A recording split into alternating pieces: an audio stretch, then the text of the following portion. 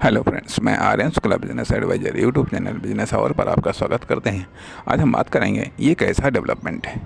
इस सब्जेक्ट पर कई कारणों से हम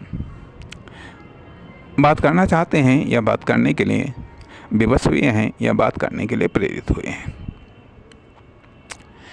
कि इकोनॉमिक्स में पढ़ाया गया उपयोगिता ह्रास नियम जो ये कहता है कि जैसे जैसे हम किसी वस्तु की इकाइयों का उपभोग करते हैं, पहले तो उपयोगिता बढ़ती है, फिर उपयोगिता उसकी घटने लगती है। धीरे धीरे उपयोगिता शून्य हो जाती है, शून्य से ऋणात्मक हो जाती है। यही नियम डेवलपमेंट पर भी लागू होता है। यही नियम डेवलपमेंट पर भी लागू होता है।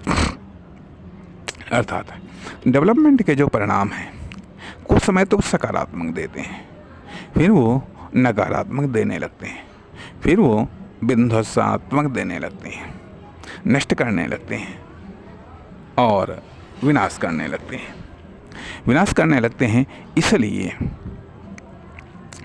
इसलिए यहाँ पर हम ये कहना चाहेंगे नियंत्रित और अनुशासित डेवलपमेंट की हम सपोर्ट करते हैं। नियंत्रित और अनुशासित डेवलपमेंट की सपोर्ट करते हैं। यदि नियंत्रित और अनुशासित डेवलपमेंट नहीं है तो उसके भीषण परिणाम देखने को मिलते हैं। उदाहरण के लिए मान लिया आप देखें कि जब हम भारत के संदर्भ की बात करते हैं, यदि हम 1947 से हम बात करें तो 1947 में लगभग 32-33 करोड़ भारत की आबादी थी। खैर, देश आज़ाद हुआ। डेवलपमेंट चाहिए था। अर्थात हमें भौतिक डेवलपमेंट चाहिए था, जो कि प्राकृतिक डेवलपमेंट को विनाश करके या प्राकृतिक डेवलपमेंट का उपयोग करके हमें भौतिक डेवलपमेंट चाहिए था। औद्योगिक क्रांति भी इसीलिए हुई ताकि वो प्राकृतिक साधनों या संसाधनों का बेहतर उपयोग हो सके। ठीक है, एक तरफ औद्योगिक क्रांति, दूसरी तरफ पॉपुलेशन क्रांति, जिसको हम जनसंख्या विस्फोट भी कह सकते हैं। तो एक तरफ औद्योगिक क्रांति हुई, दूसरी तरफ पॉपुलेशन क्रांति हुई।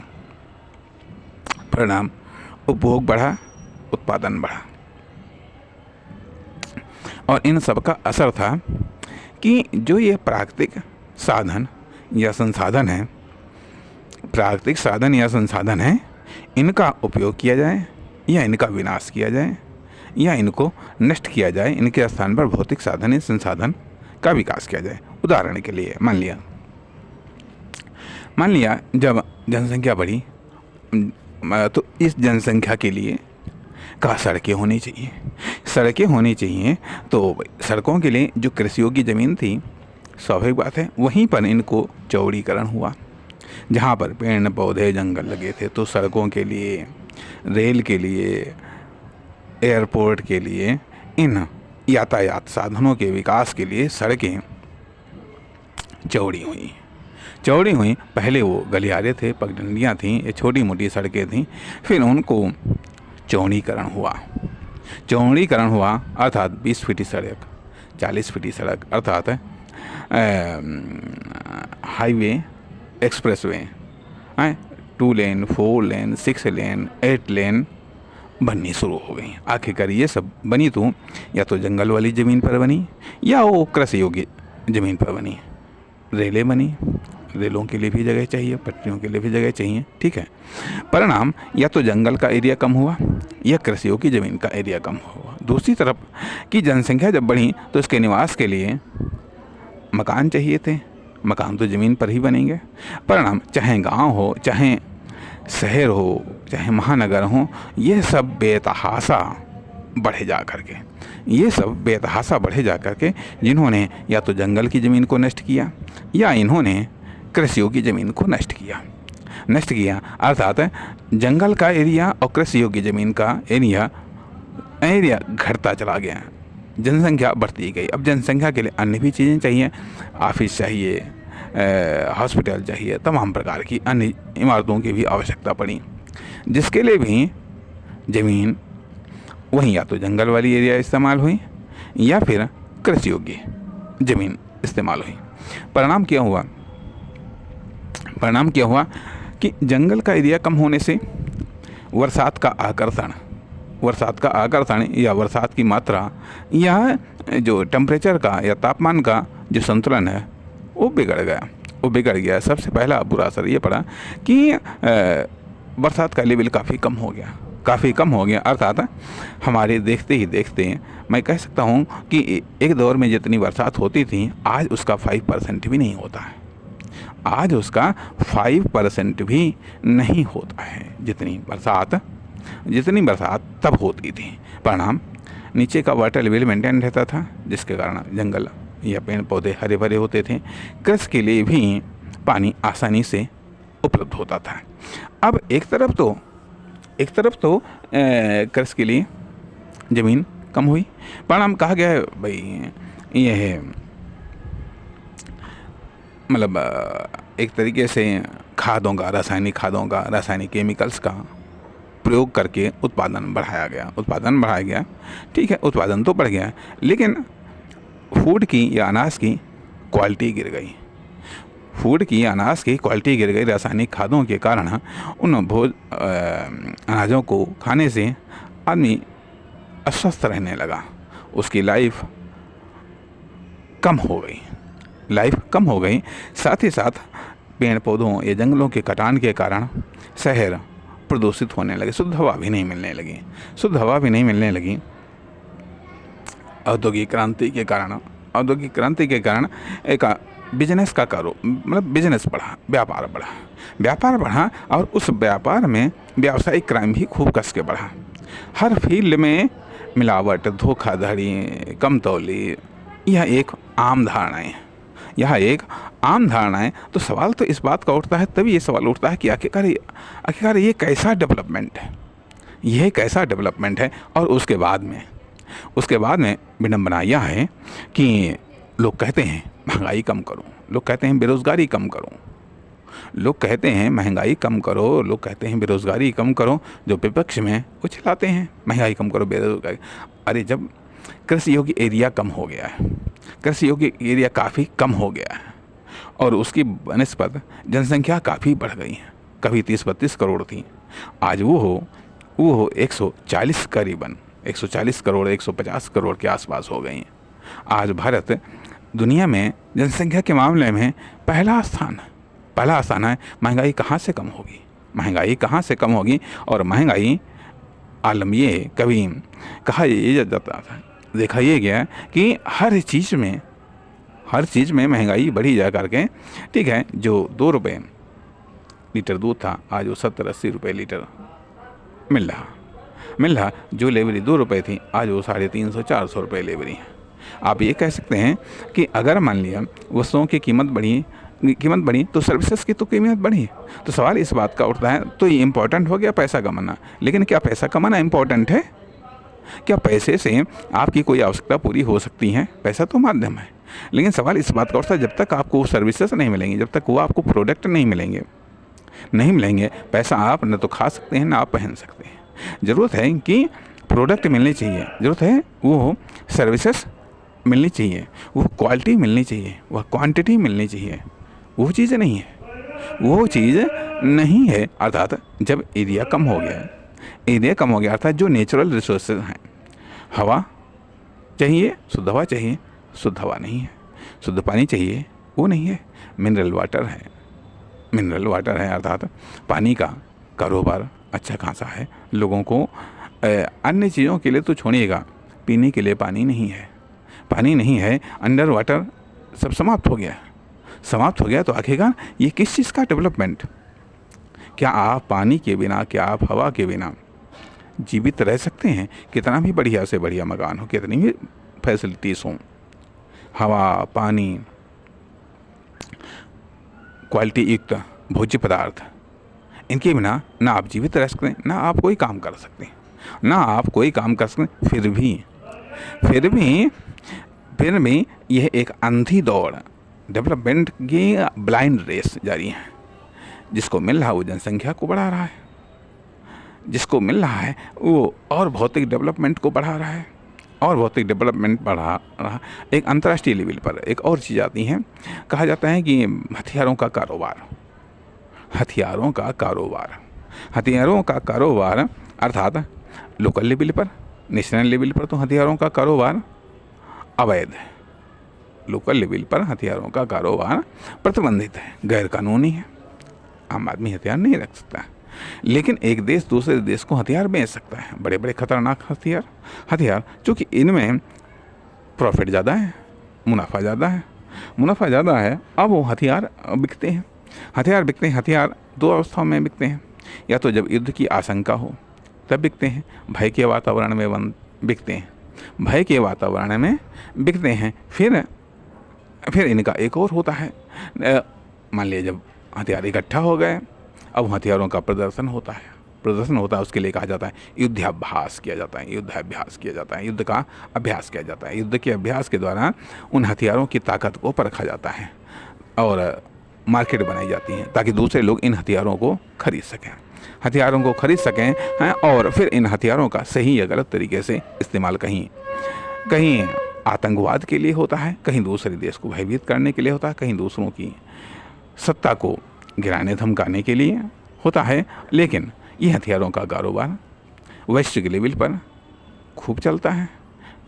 सब देश बनाते हैं और बेचते हैं। और जब हथियार खुलेआम खूब सबको छूट है हथियारों को बेचने की, हथियारों को बनाने की, तो उन हथियारों से आप सही की उम्मीद करें कम ही हो सकता है। इसीलिए आए दिन कभी कभी युद्ध भड़क जाते हैं, जैसे कि वर्तमान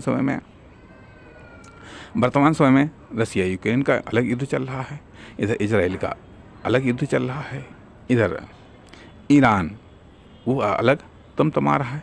तो कहने का अर्थ है ये किस प्रकार का डेवलपमेंट है, किसके लिए डेवलपमेंट था। डेवलपमेंट क्या केवल शक्ति प्रदर्शन था, या शक्ति का अर्जन करना था, या वेल्थ का अर्जन करना था। आखिरकार ये कैसा डेवलपमेंट है, ये कैसा डेवलपमेंट है। अर्थात मान लिया ठीक है, अभी जब हम ये चलाते हैं महंगाई फलाना ढमकाना जो है, अरे तो इसके लिए जिम्मेदार हम ही हैं। जब डिमांड बढ़ जाएगी, सप्लाई नहीं हो रही, अर्थात या तो सड़कें बना लो ज़मीन पर, या मकान बना लो, ठीक है, या फिर वहाँ पर अनाज पैदा कर लो, या वहाँ पर पानी को आकर्षित कर लो, आपने रेलें बनाई, एयरपोर्ट बनाए, मकान बनाए, फिर अनाज की फिर महंगाई का रोना। आखिरकार क्यों? आप कह सकते हैं कि हम ये गलत बोल रहे हैं, लेकिन गलत बोलने का साहस कर रहे हैं, क्योंकि आज ही महंगाई के दौर में जब आपको शुद्ध हवा नहीं मिल पा रही है, शुद्ध पानी नहीं मिल पा रहा, दिल्ली, बंगलोर, महानगरों में पीने योग्य पानी की स्थिति बहुत ही खराब। साथ ही साथ और भी बात आती है कि नदियों में जो दूषित जल जा रहा है उसी को फिल्टर करके फिर से सप्लाई किया जा रहा है। यह आलम है। यदि आप जनसंख्या को इतना अधिक बढ़ाते चले जाएंगे तो इन सब समस्याओं से रूबरू होना स्वाभाविक बातें हैं। अर्थात जनसंख्या बढ़ने का परिणाम बुरा स्वास्थ्य, महंगाई, वस्तुओं की शॉर्टेज, सेवाओं की शॉर्टेज, बेरोजगारी, विभिन्न प्रकार के क्राइम, ये सब आम विशेषताएं हैं। लेकिन इन सब चीज़ों की चिंता उन लोगों को है जो कि इससे रूबरू होते हैं, लेकिन नहीं, वो सोचते हैं कि अरे अगर मान लिया कि हम अपने परिवार को सीमित रखेंगे तो इससे क्या फ़र्क पड़ेगा। और साथ ही साथ इसके लिए उत्तरदायी इन प्रकार हैं, सभी हैं, चाहे जिस धर्म को मानने वाले हों, चाहे जिस धर्म के लीडर हों, उन्होंने मतलब एक धर्म समाज को नियंत्रित करने का एक विशेष माध्यम है। धर्म समाज को नियंत्रित करने का एक विशेष माध्यम है। स्वर्ग या ये सब चीज़ें, स्वर्ग नरक या मान लिया जन्नत दोजक, किसने देखा किसने नहीं देखा, यह एक अलग बातें हैं। लेकिन सवाल इस बात का उठता है कि काफ़ी लंबे समय से जब समाज में शिक्षा का स्तर उतना विकसित नहीं था, और आज यदि विकसित है, जिसको हम शिक्षा के स्तर को विकसित कहते हैं, या भी किसी हद तक प्रदूषित हो चुका है। ये भी तमाम प्रकार का डिस्टर्बेंस से भरा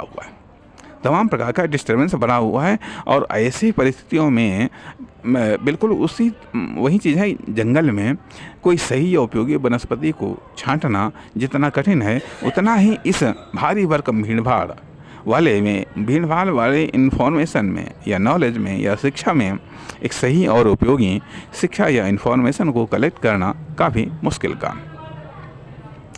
काम है। तो कहने का अर्थ यह कि मैं फिर वही सवाल खड़ा करता हूँ कि आखिरकार ये कैसा डेवलपमेंट है, किसके लिए डेवलपमेंट है, कौन कर रहा है। बल्कि ये कहा जाए कि सब अपनी अपनी ढपली अपना अपना राग गा रहे हैं। कोई, बल्कि ये कहिएगा ये डेवलपमेंट का सब बिजनेस कर रहे हैं, बिजनेस ऑफ डेवलपमेंट। और इस डेवलपमेंट के द्वारा सब अपने अपने हितों को साध रहे हैं। बात सत्य है। इससे न हम अलग हैं, न आप अलग हैं, न कोई अलग है। लेकिन कुल मिलाकर के बात ये ज़रूर है कि यह डेवलपमेंट सवाल खड़ा करता है कि आखिरकार हमारी बुनियादी चीज़ें क्या है। अब जैसे कहा जाता है कि ठीक है, बुनियादी चीज़ें पानी है, तो बुनियादी चीज़ें पानी है, लेकिन पानी को आप बना नहीं सकते हैं। पानी जहाँ से है वहाँ से आप उसको निकाल सकते हैं, लेकिन बनाना अपने आप में काफ़ी महंगा प्रोसीजर, और जबकि इसके लिए बड़ा ही सिंपल और सस्ता प्रोसीजर था। उस सिंपल और सस्ते प्रोसीजर को आपने ध्वस्त कर दिया, नष्ट कर दिया। नदियाँ जो जल का, एक शुद्ध जल का एक बड़ा ही स्वाभाविक और सरल रूप था, उसके आगे महानगरों को बसा करके जनसंख्या इतनी बढ़ी, महानगरों के आसपास बढ़ी जा, नदियों के किनारे बसी जा करके, और नदियों में चाहे शहर का गंदा पानी कह लीजिएगा, चाहे विभिन्न फैक्ट्रियों का गंदा पानी कह लीजिएगा, सब डाल डाल करके उसको प्रदूषित कर दिया। समुद्री जल को प्रदूषित कर दिया, जिससे वहाँ से वाष्पीकरण उस हिसाब से नहीं हो पाता है। पेड़ पौधों को काट करके जो कि, और साथ ही साथ शहरों को बढ़ाने से टेम्परेचर बढ़ गया। टेम्परेचर अर्थात खुद अपने लिए मुसीबत पैदा कर ली। तो ये डेवलपमेंट पर सवाल खड़ा होता है। ये कौन सा डेवलपमेंट कर रहे हो? अर्थात जो विकास के नीति नियंत्रण हैं, या ये कह लिया जाएगा कि चाहे समाज में हो, चाहे राष्ट्र में हो, चाहे दुनिया के परिदृश्य में हो, कुछ अच्छे लोग या कुछ अच्छे राष्ट्र कुछ अच्छा करना चाहते हैं, लेकिन बुरे के पीछे पड़े हुए हैं, बुरे के पीछे पड़े हुए हैं। तो उस बुराई से लड़ने के लिए कहीं पर कुछ न कुछ हमें भी उस प्रकार की व्यवस्थाएं करनी पड़ती हैं। तो इसलिए ज़रूरत इस बात की है कि यह डेवलपमेंट किसके लिए? यह डेवलपमेंट धीरे धीरे ये पर्सनल होता चला जा रहा है। दुनिया चाहे भाड़ में जाए, चाहे जो कुछ हो जाए, लेकिन अपना भला होना चाहिए।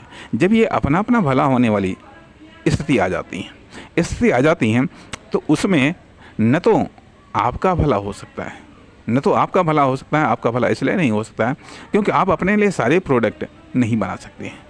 आप अपने लिए शुद्ध हवा का इंतजाम नहीं कर सकते, या तो फिर आप ऑक्सीजन का सिलेंडर ले घूमो जा करके। लेकिन जब तक और सिर्फ जहाँ तक कि मैं समझ पा रहा हूँ कि धरती जितनी जनसंख्या का लोड आज धरती उठा रही है, धरती की क्षमता नहीं है, ना धरती के पास में जो संसाधन हैं उनकी भी इतनी क्षमता नहीं है कि वो इतनी पॉपुलेशन का लोड उठा लें।